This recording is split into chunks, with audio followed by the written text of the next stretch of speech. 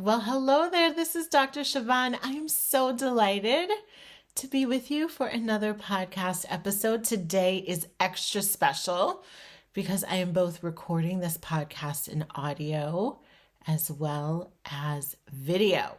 So, if you are a podcast listener, but your jam is YouTube, you can find me there at Dr. Chavonne TV. And if you are already a YouTube aficionado, welcome. Welcome to my channel. I'm so happy that you are here, that you stumbled across this video and this content. You are in for a treat.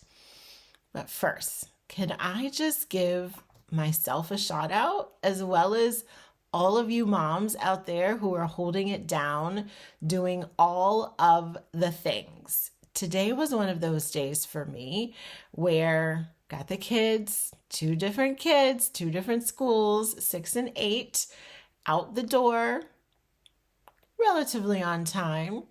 I drove 90 minutes to my favorite makeup artist, Shauna, and got a makeup lesson. So she did one half of my face and I did the other. If you're watching this on video, can you tell? Can you tell which side she did and which side I did? Maybe not. Hopefully not. She taught me really well.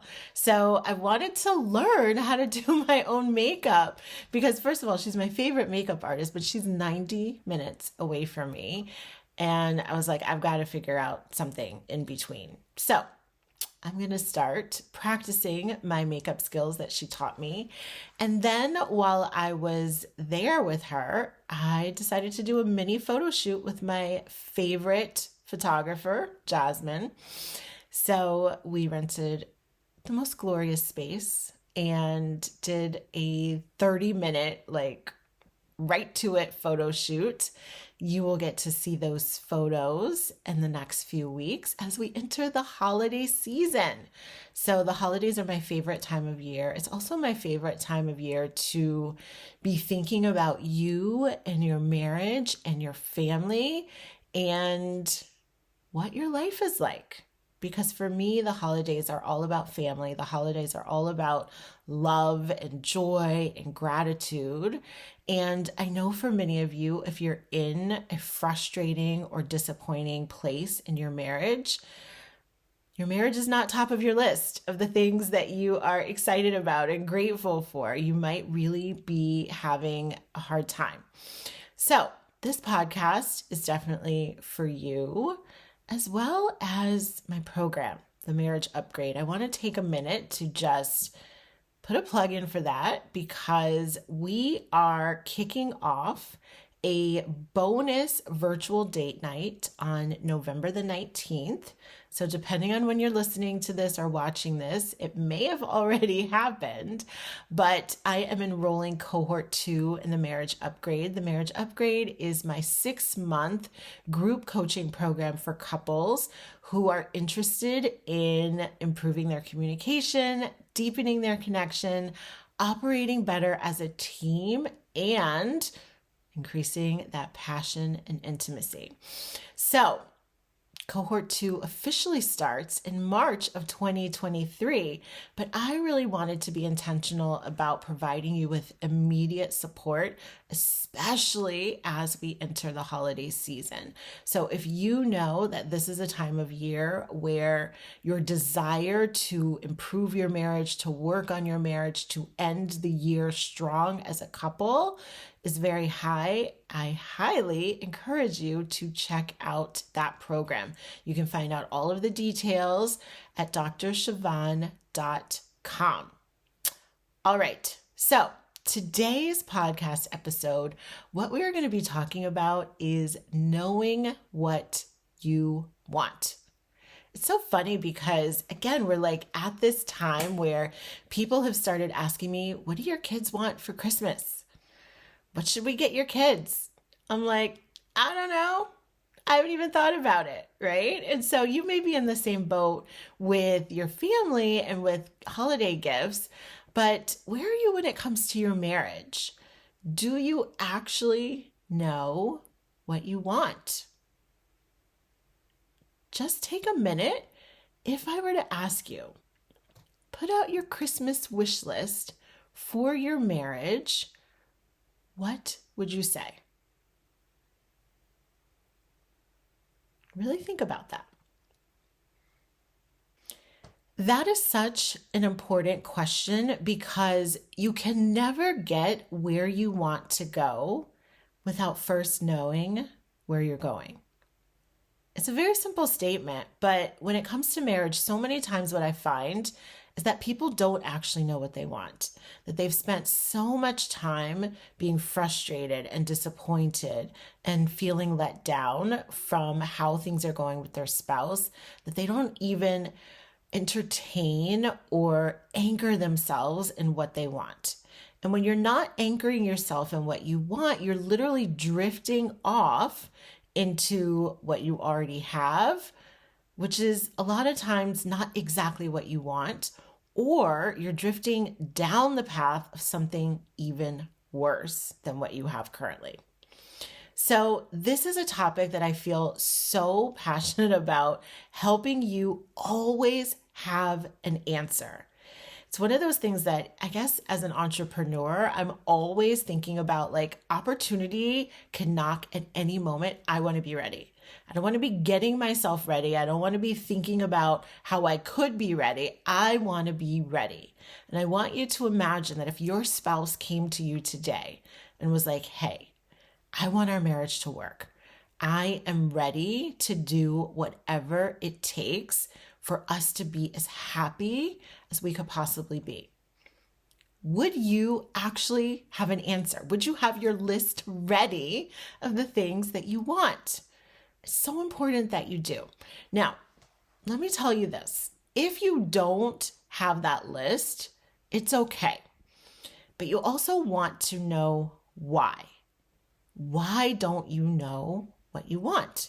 Exactly. And when I say exactly, I mean to the point of you could literally write a recipe. Here's what I find. There are about 5 reasons why people have a hard time answering that question. And this is something that I talk through with my clients all the time. Like, what do you want? And they're like, I don't even know what I want. And my answer to them is like, that's not okay. It's not okay that you don't know what you want, yet you're holding your spouse accountable to some standard that you haven't even spent the time in your own brain clearly articulating what it is. Okay.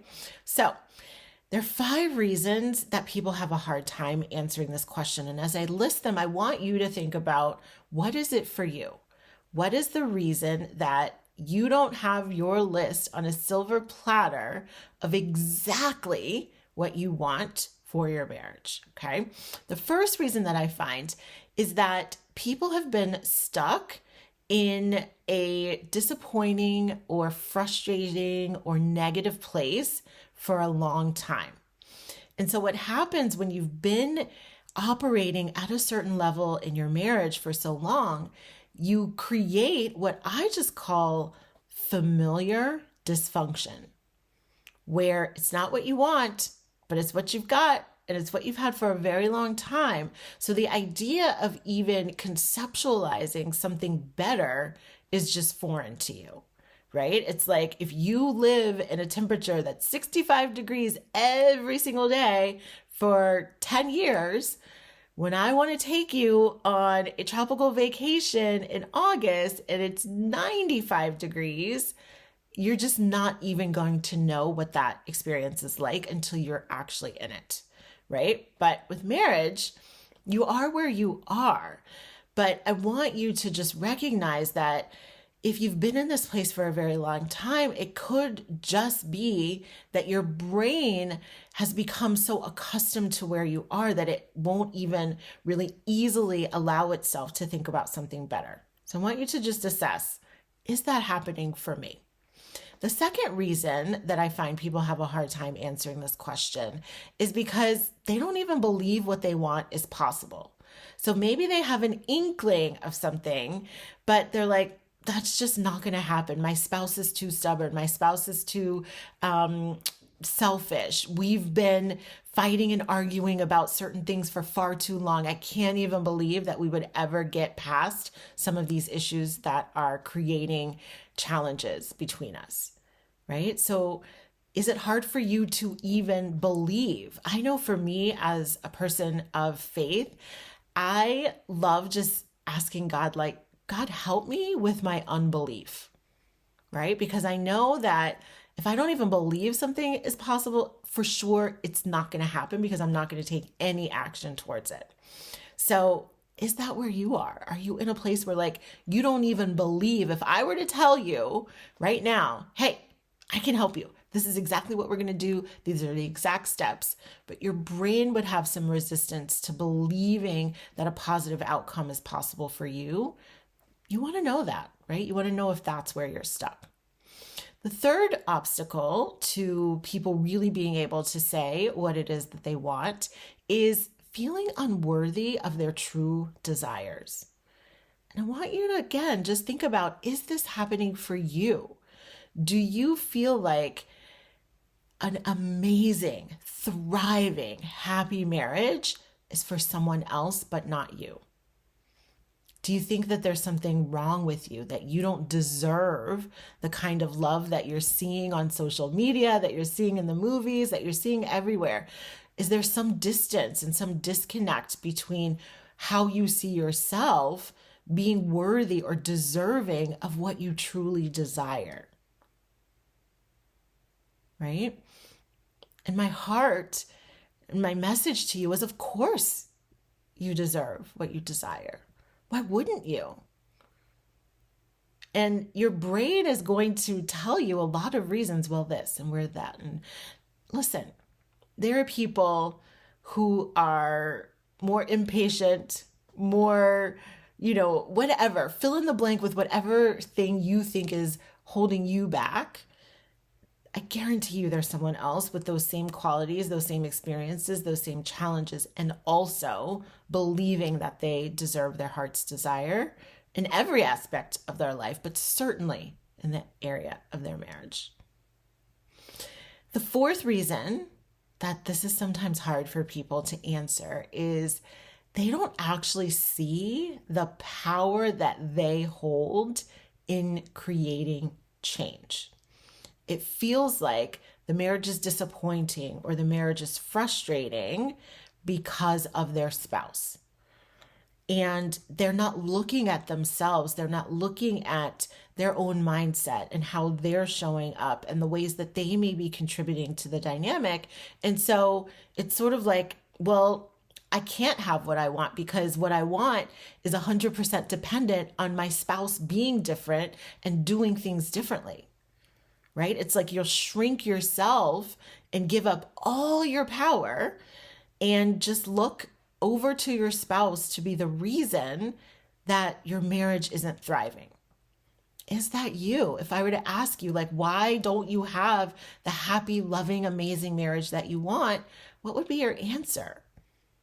If your answer is everything about your spouse, this is a telltale sign that you aren't seeing the impact that you have, the role that you play, the power that you have in making things better.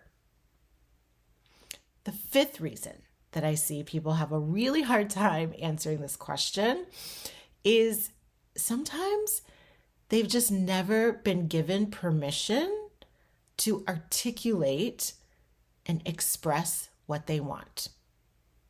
Maybe you grew up in a home where what you wanted never mattered, where you were told to be quiet and get in that corner and just shrink and become invisible. Maybe you feel guilty about what you want because it's setting a standard that maybe you question sometimes. Like, is this the right thing to even want? Am I asking too much? Right? But here's what I want you to know.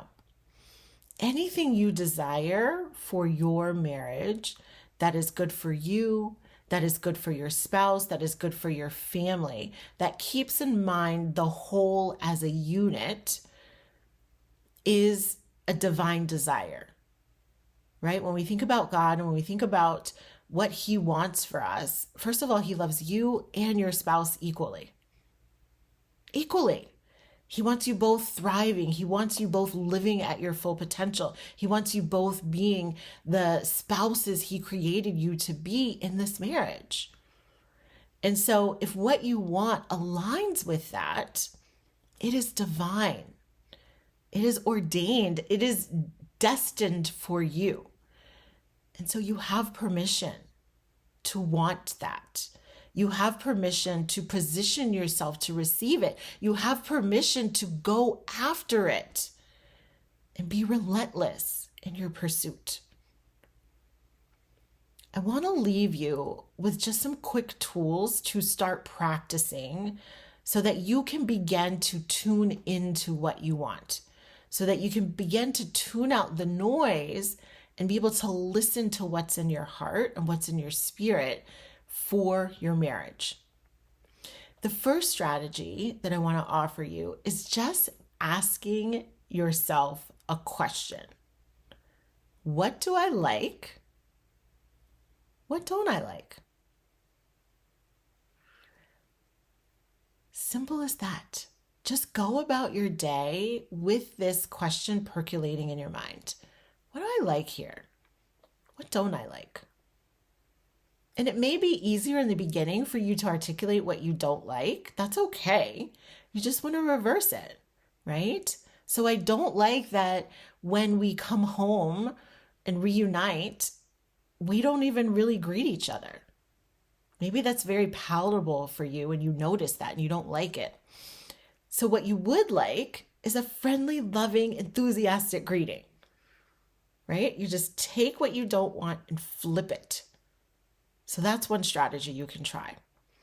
Another thing is noticing what you pay attention to specifically, right? So I want you to imagine that you walk into a room with 3 other people, and there are 20 couples in that room interacting with each other in various different ways. What are you going to notice first?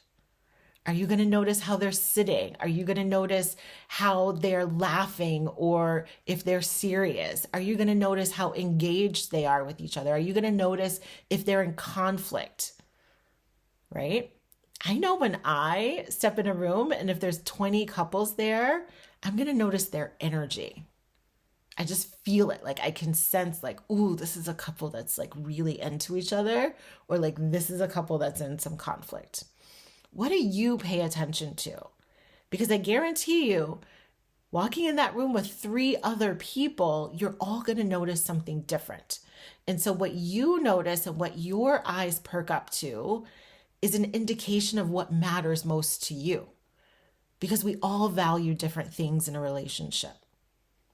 So just pay attention. As you're scrolling social media, as you're watching people out in the world, as you're watching TV, like what are the dynamics and interactions that most resonate with you? Another thing that you can start thinking about, and this may be pretty easy for you to access, is what do you miss about your relationship?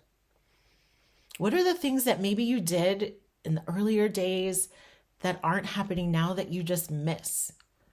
Those are desires, those are wants, those are longings. So instead of like shooing it away of like, well, there's no use wanting that or missing that because it's not happening, what if you leaned into it and just spent a minute thinking about how much you enjoyed that aspect of your relationship and how much you still desire it now? And then the last strategy that I want to offer you is to make a request, especially if you aren't used to doing that. I want you to stretch yourself a little bit. Just make a small request of your spouse. I want you to build the habit of thinking about asking for what you want. And to stack the deck in your favor as you're trying this out, start with things that you have a pretty reasonable expectation that your husband or your wife or whomever, right? If men and are listening as well, that's awesome, right? Your spouse, that they're willing to do. I know for me, like anytime I ask my husband to go to the store, he's always willing. And I just like revel in that. And I allow myself to feel so taken care of. What is it for you? What is a small request you could ask of your spouse that you have a pretty high likelihood that they would say yes and honor? All right? So, know what you want. If this is so foreign to you, I want you to just take baby steps. Really think about like, why is this hard for me? Is it because we've been stuck for so long? Is it because I'm not believing that it's possible? Is it that I feel unworthy or I don't see the power that I hold to change it? Or that I just feel like I don't even have permission to ask for what I want? Identify that thing that's keeping you stuck, because that self-awareness is the pathway to making a change and to moving you closer to what you do want in your marriage. I am here to support you in getting that. So again, the doors are currently open to the marriage upgrade. You can find out all about the program on my website, drchavonne.com. Thank you so much for tuning in today. I will be back with you next week. Bye for now.